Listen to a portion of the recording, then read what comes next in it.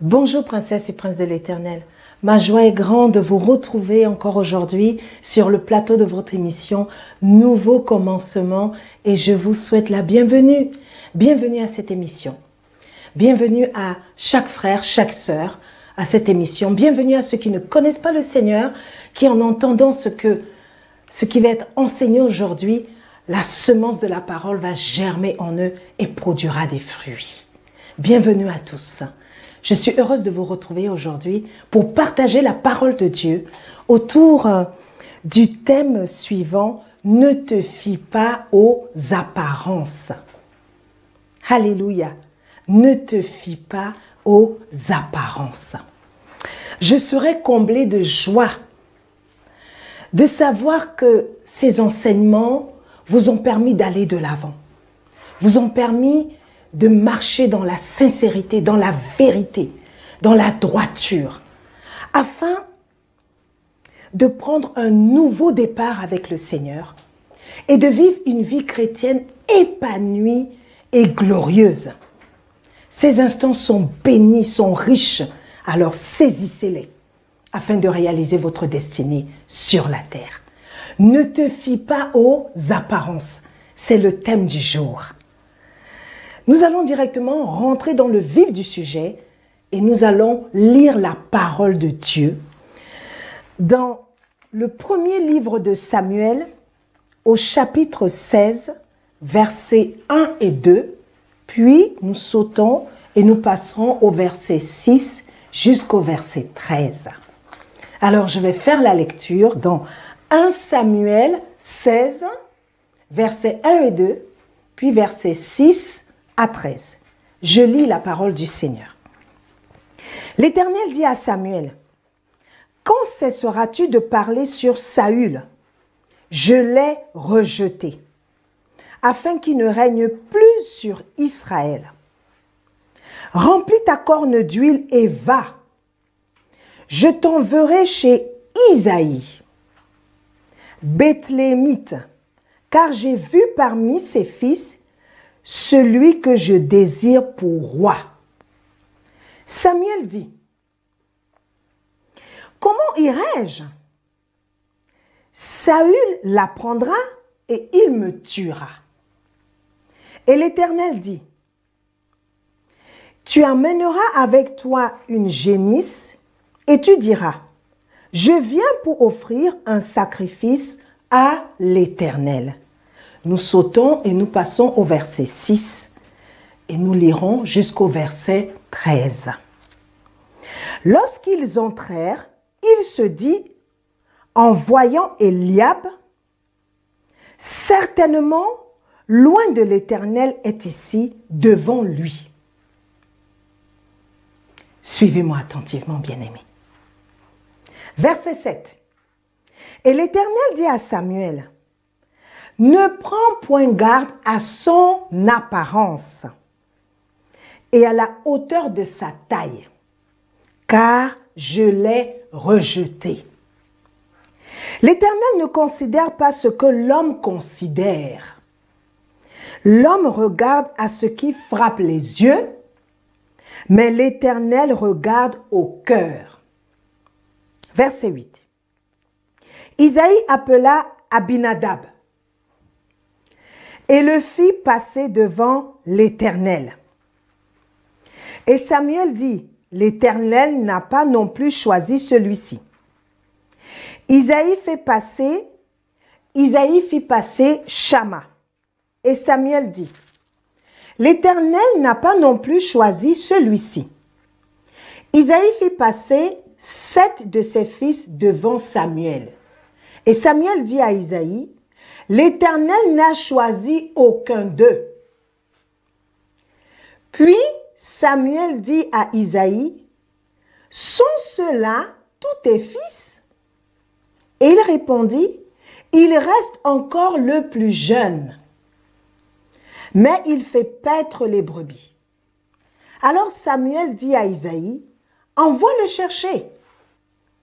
Envoie le chercher, car nous ne nous placerons pas avant qu'il ne soit venu ici. »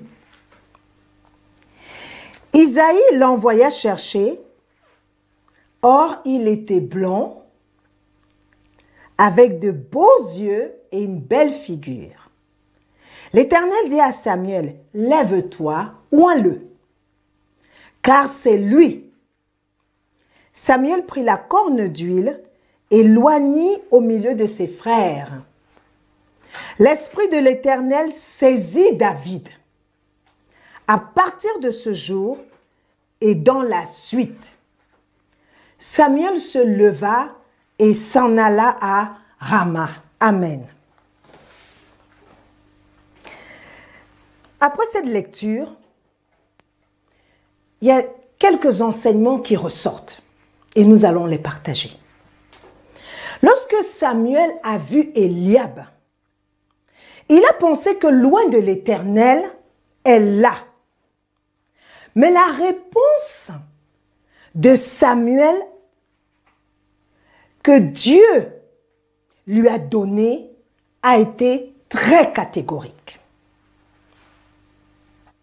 Dieu lui a dit, « Ne prends point garde à son apparence et à la hauteur de sa taille, car je l'ai rejeté. » L'Éternel ne considère pas ce qui frappe les yeux, mais l'Éternel regarde au cœur. L'Éternel ne considère pas ce qui frappe les yeux, mais l'Éternel regarde au cœur. L'homme regarde à l'apparence, mais l'Éternel regarde au cœur. Alléluia.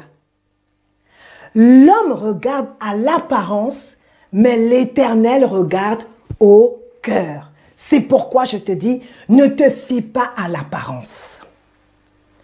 Samuel avait été envoyé par Dieu et il était chargé d'une grande mission, à savoir oindre le futur roi d'Israël. Car Dieu avait rejeté Saül à cause de sa désobéissance. Dieu dit à Samuel d'aller dans la maison d'Isaïe parce que c'est dans cette maison que se trouve le futur roi d'Israël. Samuel se lève donc et il va dans la maison d'Isaïe. Isaïe avait plusieurs fils et Isaïe a fait passer ses fils l'un après l'autre devant Samuel. Et au verset 11, voici la réponse de Samuel. Lisons-la à nouveau. Puis Samuel dit à Isaïe, « Sont ceux-là tous tes fils ?»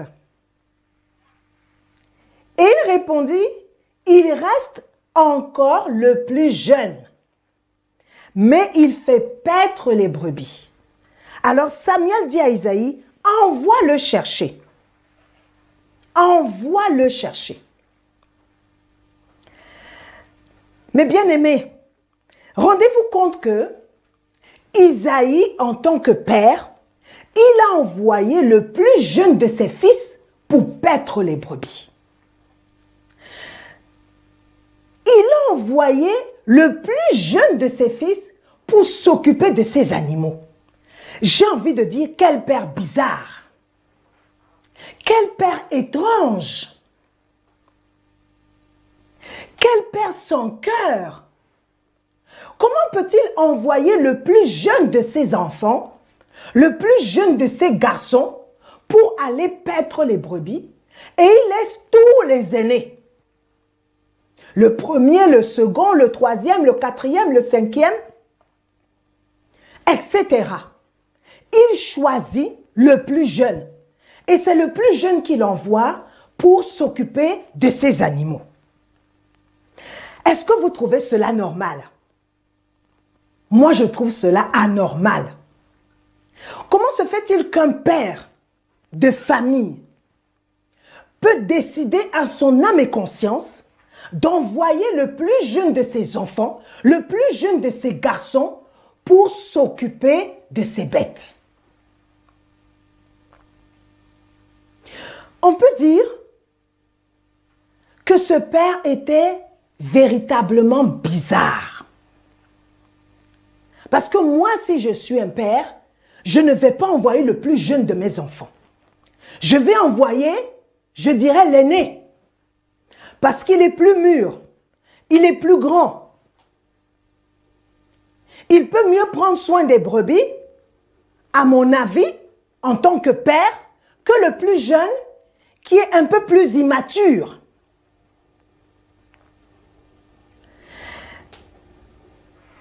Et on peut affirmer que cet enfant était probablement mal aimé. Cet enfant n'était pas aimé. D'ailleurs, il dit, dans le psaume 51, le verset 7, nous allons le lire. Psaume 51, verset 7, il dit, « Voici, je suis né dans l'iniquité, et ma mère m'a conçu dans le péché. » C'est ce que notre cher David dit dans ce psaume qu'il a écrit. Il dit, « Je suis né dans l'iniquité. Ma mère m'a conçu dans le péché. » Cela signifie que lorsque sa mère l'a conçu, elle n'était pas mariée avec son père. Cela signifie que lorsqu'il est venu au monde, ses deux parents n'étaient pas mariés. À l'époque, bien-aimé, un enfant qui naissait hors mariage, cet enfant, on peut dire qu'il était l'enfant de la honte. On l'appelait même un bâtard. Un enfant qui naissait en dehors du mariage, c'était l'enfant de la honte. Parce que le mariage était à cette époque une institution très respectée, très honorée. Et pour avoir des enfants, il fallait le faire dans le cadre du mariage. Il s'avère donc que cet enfant, lui, naît en dehors du mariage. Et il vit chez son père. Il est le plus jeune des enfants. On peut, au travers de cette lecture, réaliser que cet enfant n'était certainement pas aimé. Parce que c'est lui que le père a choisi pour aller s'occuper de ses brebis.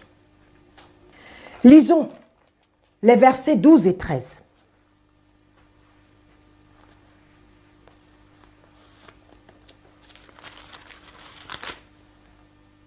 Isaïe l'envoya chercher, or il était blond, avec de beaux yeux et une belle figure.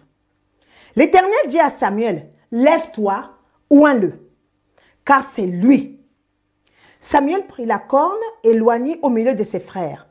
L'Esprit de l'Éternel saisit David à partir de ce jour et dans la suite. Alléluia.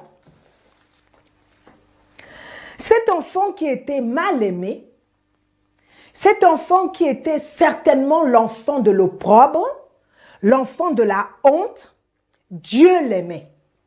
Alléluia. Il n'était pas aimé par sa famille, mais il était aimé par Dieu.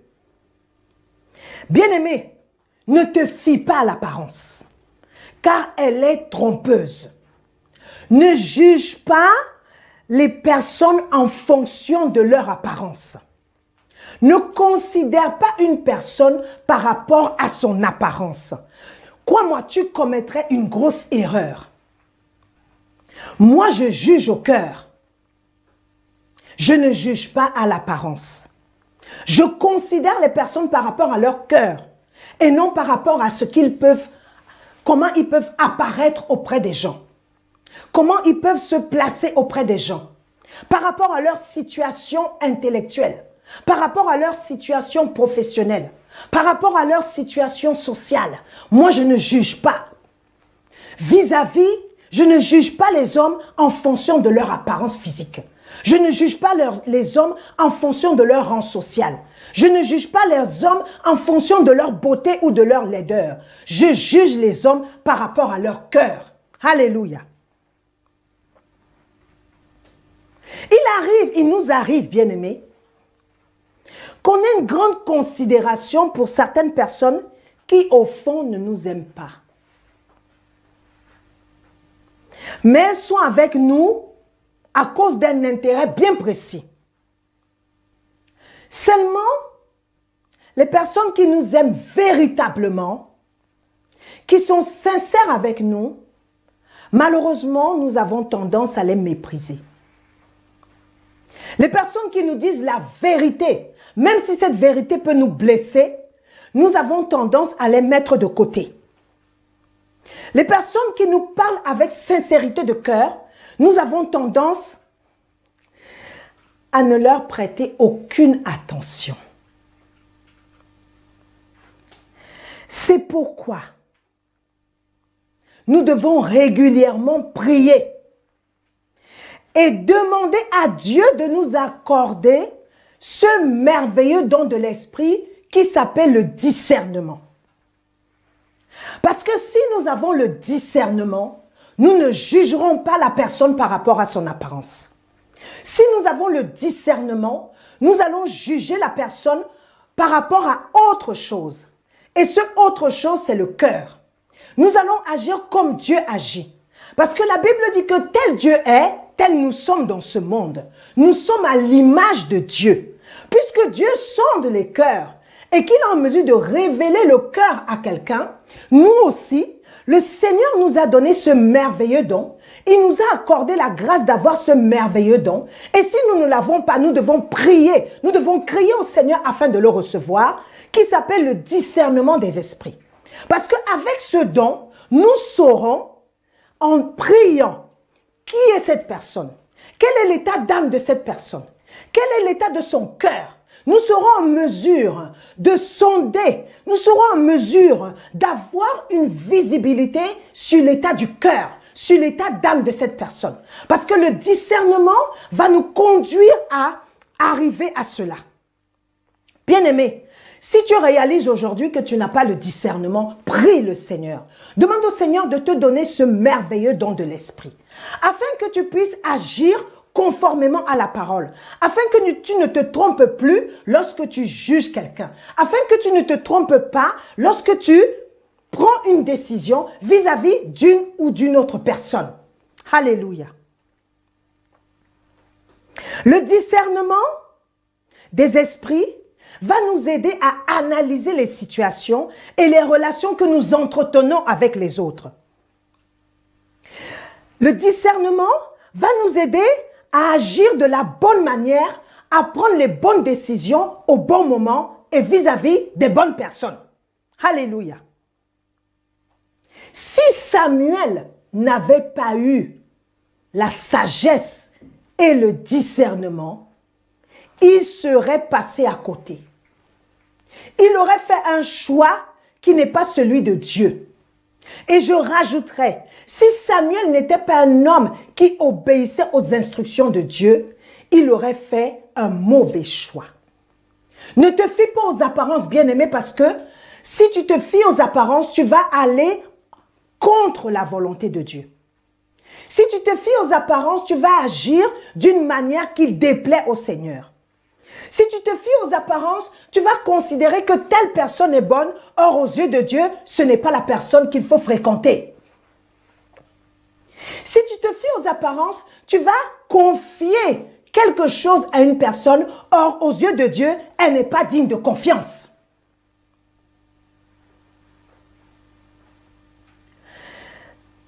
Si Samuel n'avait pas le discernement, il aurait fait un très mauvais choix.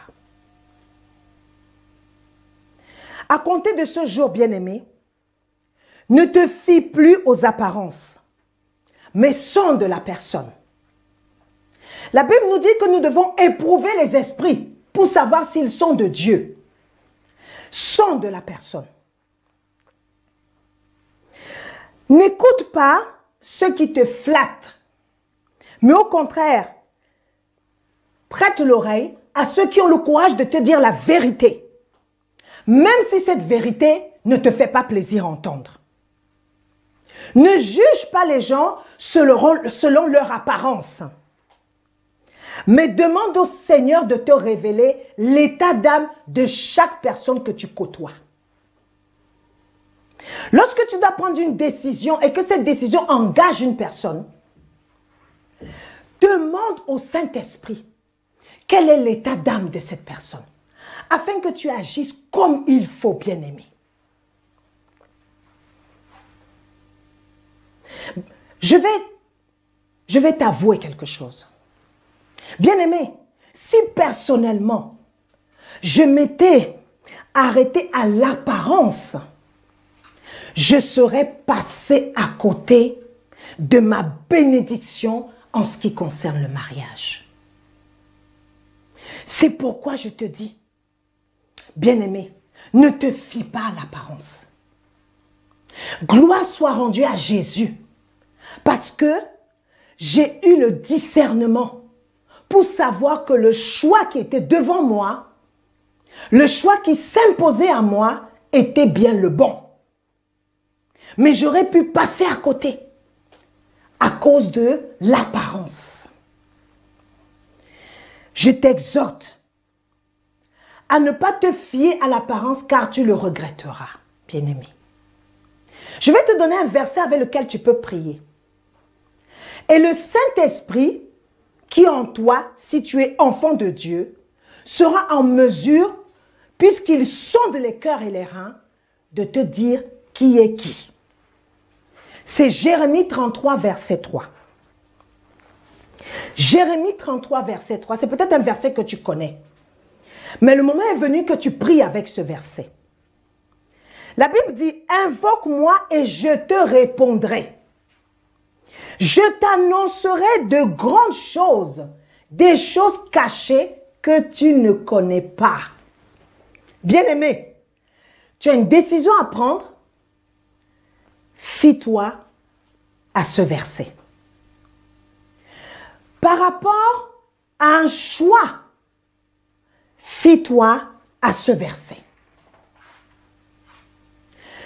Dans tes relations avec les uns et les autres, fie-toi à ce verset.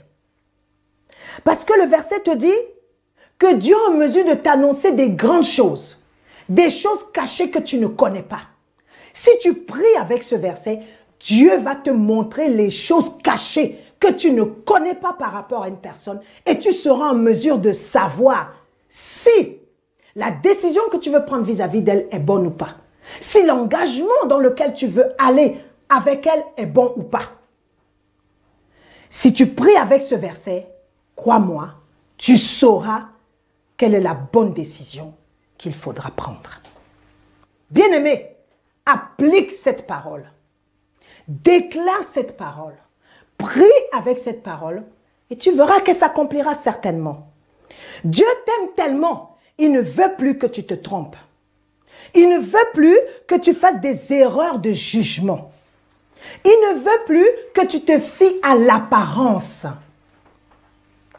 Samuel a écouté la voix de Dieu pour prendre la bonne décision. Lorsque ces 7 filles sont passées devant Samuel, il aurait pu ne pas poser la question qui suivait. Il aurait pu ne pas dire à Isaïe, toutes tes filles sont là. Mais il était sensible à l'Esprit de Dieu. Et il a compris que parmi tous ces enfants qui sont passés devant lui, aucun n'est le futur roi. Samuel avait la volonté de plaire à Dieu. Toi aussi, tu dois avoir la volonté de plaire à Dieu, de faire ce qui est bon pour le Seigneur, d'agir conformément à la parole de Dieu, de te conformer aux préceptes de l'Évangile. Parce que c'est uniquement en les mettant en pratique que tu vivras la gloire de Dieu dans ta vie, bien-aimée. Je dis, Dieu t'aime tellement, il ne veut plus que tu fasses des erreurs de jugement.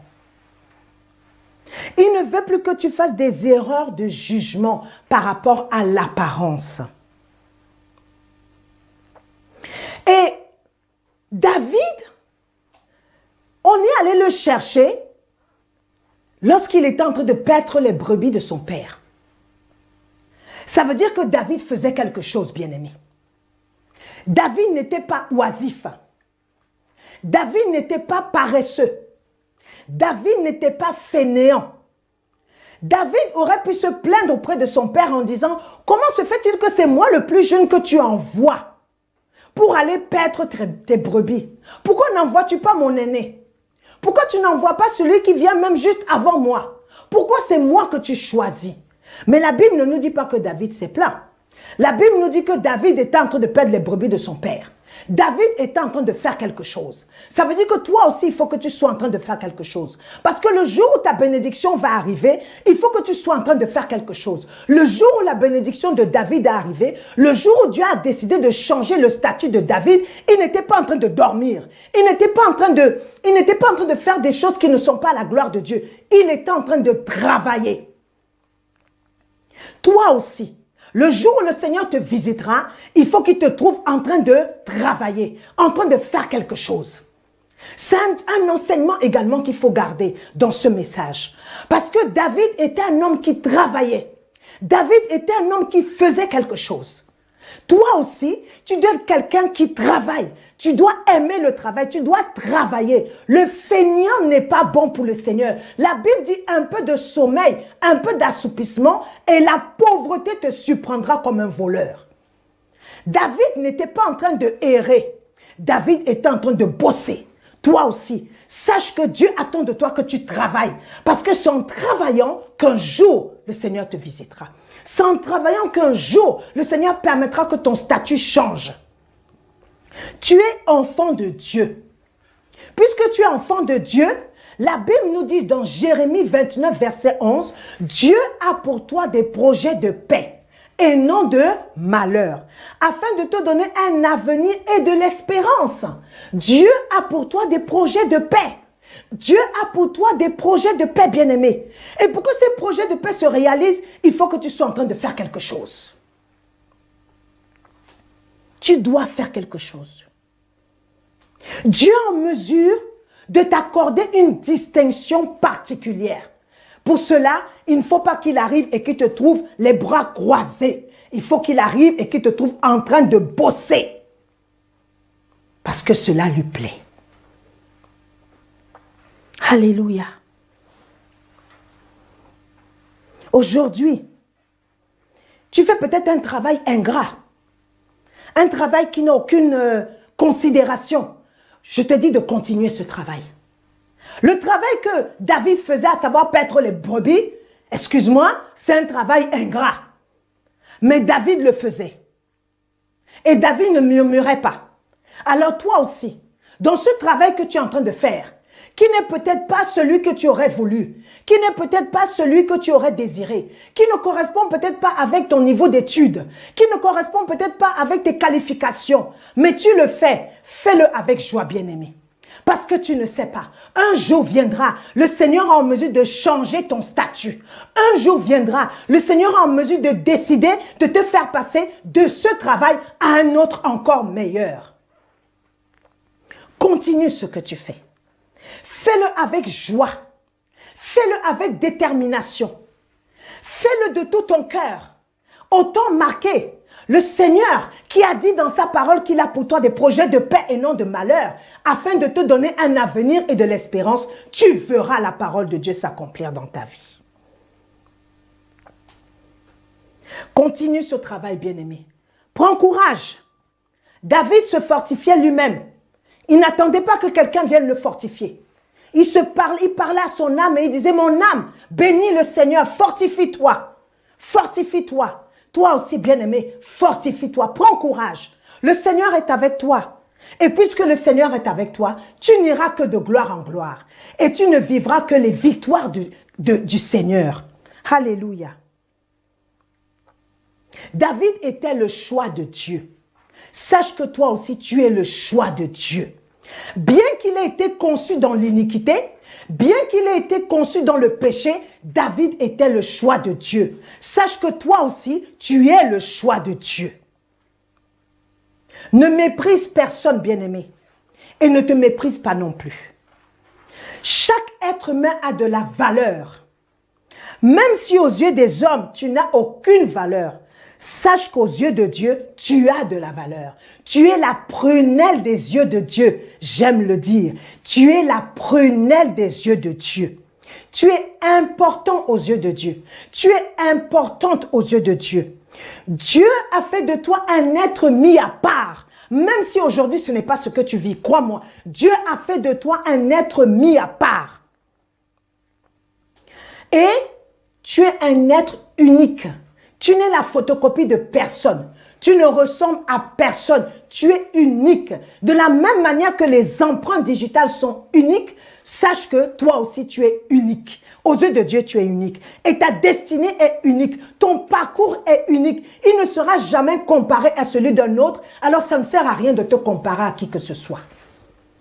Accepte de marcher avec le Seigneur. Accepte de vivre ce que tu vis. Même si tu es dans l'épreuve, sache qu'un jour tu sortiras de l'épreuve. Au nom de Jésus. Et je terminerai en te disant, sache que tu es une richesse pour le Seigneur. Je vais le répéter. Sache que tu es une richesse pour le Seigneur. Tu n'es pas n'importe qui. Tu es une richesse pour le Seigneur. Aujourd'hui, bien-aimé, prends la décision de ne plus te fier à l'apparence, car elle est trompeuse. De rechercher à avoir le discernement en toutes choses, pour faire ce qui est correct aux yeux de Dieu, afin de vivre une vie chrétienne épanouie et glorieuse, bien-aimés. Alléluia. Votre émission s'achève, Princesse et Prince de l'Éternel. Je vous remercie infiniment pour votre écoute attentive. J'espère que vous avez été bénis. C'est pourquoi je vous invite, nombreuses et nombreux, à vous abonner sur notre chaîne YouTube NBM TV, à partager massivement tous ces enseignements afin que une ou plusieurs personnes soient bénies, afin que une ou plusieurs personnes soient restaurées pour la gloire du Seigneur. Vous pouvez vous connecter sur notre page Facebook New Beginning Ministries. Vous pouvez également nous écrire à contact@newbm@gmail.com pour nous poser toutes vos questions et également pour nous rendre des témoignages. Alors n'hésitez surtout pas. Et pour terminer, je vous invite à venir prier avec nous lors de nos prochaines rencontres à Paris, au 10 rue des Terres au Curé, métro Porte d'Ivry ou tramway Porte d'Ivry. Soyez bénis en abondance et au plaisir de vous retrouver très très très vite.